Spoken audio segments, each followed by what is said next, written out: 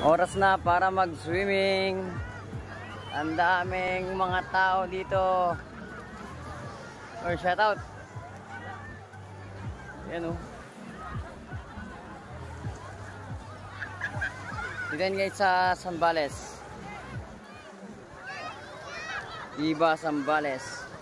Daming tao guys oh. Marami talagang tao kasi excursion ng Kalapu Patoda. And shout out.